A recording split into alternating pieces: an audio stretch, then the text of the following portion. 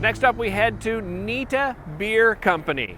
Now, I'm not sure they did this on purpose, but many of us probably feel that we've Nita'd a beer more than we have in past years going through this pandemic. Well, I think for many people, when you think of a beer company and breweries, you probably think they've been doing pretty good during the pandemic. However, a lot of their business comes from walk-up traffic. It also comes from those indoor tasting events that they can put on. Well, they've been impacted like many businesses, and we decided to pay them a visit. The birth of Nita was 5 years ago. We actually just came up to our lease renewal a couple of weeks ago. So we're actually at our 5-year mark. And it was funny, originally when the shareholders that are now, our shareholders that were originally partners in construction suggested we open the brewery. And I gave the idea to my wife. At the same time, while I was doing some research on how to make beer, it was my firstborn son that said, you know, Dad, if you make beer, can we sell it? And I was like, absolutely, we can sell it. And then people would give us money for that? And I was like, yeah, lots of money, I'm sure, if we sell lots of beer. He's like, well, we should open a brewery, Dad. And so he was in my corner, and when I approached the subject with my wife, I used his argument that we should open a brewery. It was fun though, because my wife had said, well, you're pretty chummy with a lot of the breweries, and my wife's background's more in business. She said, talk to some of the other breweries and see if they'll let me talk to them about the numbers on the financial side of things.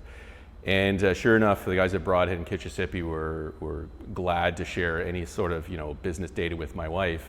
Some of the things we were able to do here at the brewery before the pandemic is we had a tasting room. You could buy beer by the glass and bring your lunch in and enjoy a sit-down beverage, with your colleagues.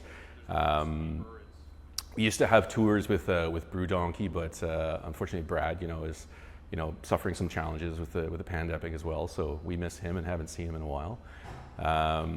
We cobbled together quite the slanty shanty of a patio with the sunshade in the back, just so that we would have something of a patio here.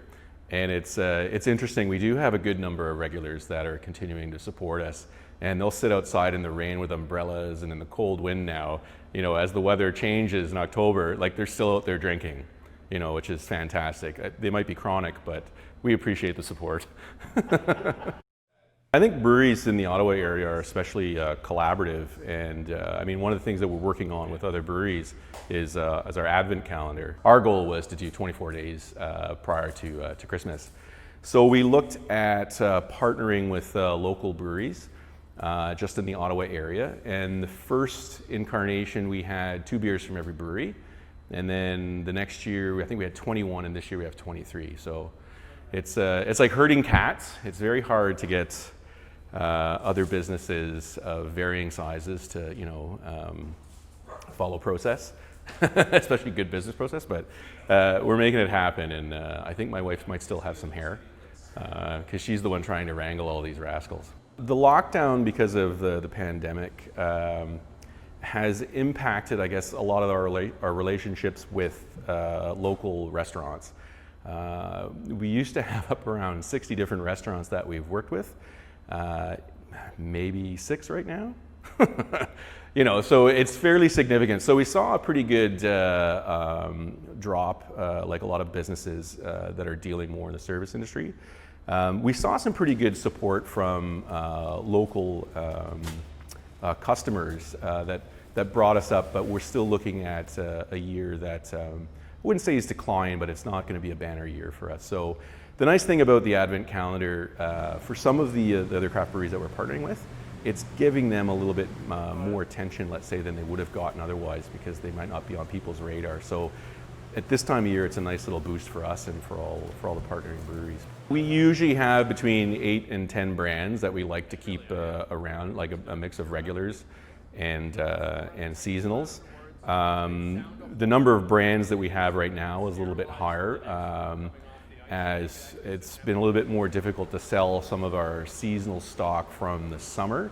So some of that's lingering around, and some of the stuff that we thought that would be made available to restaurants didn't get sold. So it's locked in kegs, and what we've started to do was to convert our kegs into can stock. So I would say probably by next week, once we get through that process, we'll have about 15 to 16 brands of beer. And it's something that actually, I said Kitchissippi dropped some kegs off. We're converting some of their keg stock as well into cans for them. I think they, like many other breweries, are trying to figure out how do you manage this changing sales environment where restaurants are open, restaurants are closed, restaurants are open, restaurants are closed, right? So you want to have keg inventory to support your pouring partners, but it's hard to anticipate what they're going to need if all of a sudden we get a lockdown again and they're no longer able to sort of service their customers because they've got limited access to them. So what we're trying to do is to try and find other ways to support other local businesses, shore them up as well, and so we can do that quite easily with the Advent calendar, and like I said, getting attention for all our craft brewery buddies and hopefully getting their sales up. But also in the craft beer calendar, we're working with other local businesses that don't own breweries and offering promotions within the calendar that hopefully will incentivize people to go and visit them and spend some local dollars for some really great local businesses. So for some of the ones that are struggling a little bit.